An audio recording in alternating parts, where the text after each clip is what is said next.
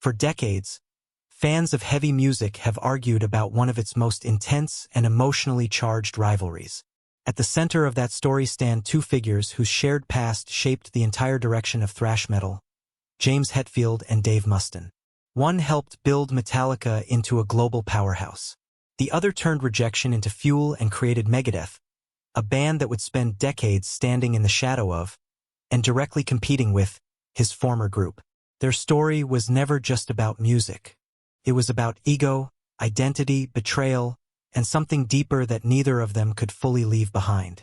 Long before stadium tours and platinum records, Metallica was nothing more than an idea shared between two young musicians, Hetfield and Lars Ulrich. They weren't famous. They weren't even established. What they had was a vision. They wanted to create something faster, heavier, and more aggressive than what existed at the time. But they were still missing something essential, a guitarist who could match that ambition. That missing piece arrived in the form of Dave Mustaine. From the very beginning, Mustaine's presence changed everything. His playing style was sharp, chaotic, and filled with an almost reckless energy. He didn't just play riffs, he attacked them. Songs that would later become part of Metallica's earliest identity, like The Four Horsemen and Jump in the Fire, carried traces of his influence. Even today, many fans acknowledge that without Mustaine, the early sound of Metallica might have been very different. But the same intensity that made him a powerful musician also made him difficult to manage. Alcohol abuse, unpredictable behavior, and frequent conflicts began to strain the band. Rehearsals became unstable. Arguments escalated. One incident involving bassist Ron McGovney turned physical, reinforcing what Hetfield and Ulrich were already beginning to fear, that the band might not survive if things continued this way. So they made a decision that would echo through music history. Just before recording their debut album, they fired Mustaine. There was no long discussion, no gradual transition. He was sent back to Los Angeles on a bus, alone, carrying the shock of what had just happened. For Mustaine, it wasn't just losing a band. It felt like being erased from something he had helped create. For Hetfield, it was the loss of someone who had once been close, a brother in the earliest days of the band. That moment didn't just end a chapter. It ignited a war. As Mustaine traveled back across the country, the anger began to take shape into something focused. He wasn't going to disappear. He was going to prove that Metallica had made a mistake. That determination became Megadeth. From the beginning, Megadeth was not just another band. It was a statement. Mustaine poured everything into it.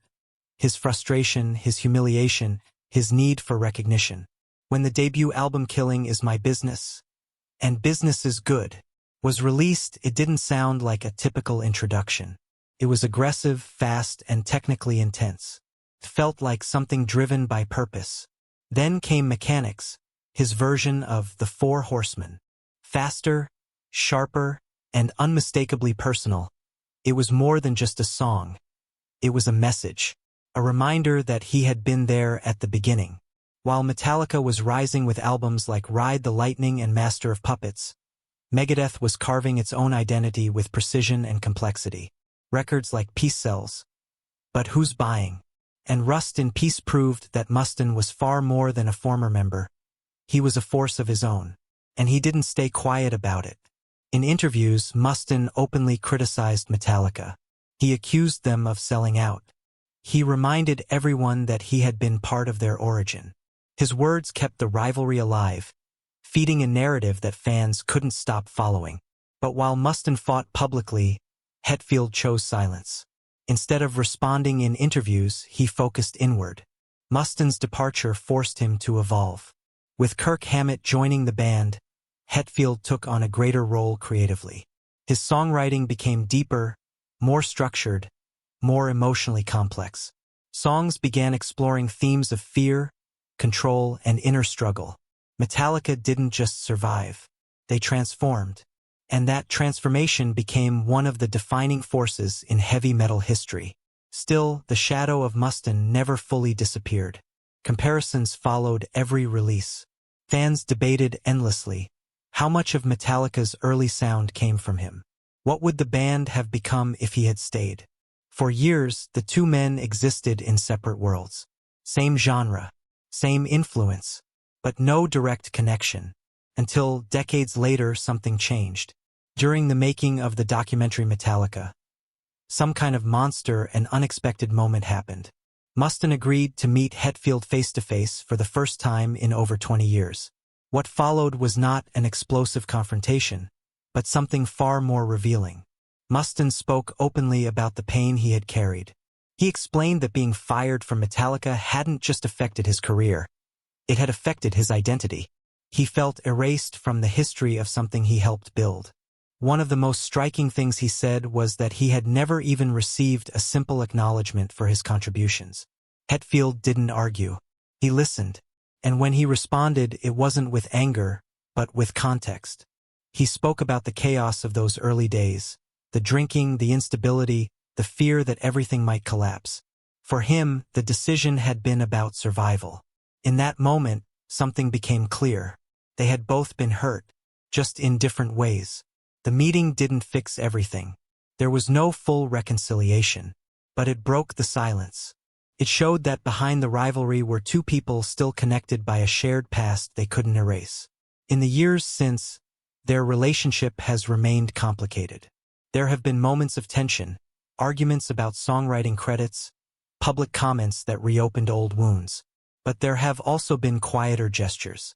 When Mustaine revealed his battle with cancer, Hetfield reached out. When Hetfield expressed insecurity about his playing, Mustaine offered encouragement. Not everything was said publicly. Not everything needed to be. Because beneath the rivalry, something else has always existed. Respect. Not simple, not constant, but real. Today, the question is no longer about who won. Both Metallica and Megadeth became giants. Both shaped the sound of heavy metal in ways that can't be undone. The real question is something else. What might have happened if they had never split? Would they have built something even greater together? Or was the conflict itself the reason both bands became what they are? No one knows. What remains is a story that goes far beyond music. A story about ambition, friendship, pride, and the consequences of a single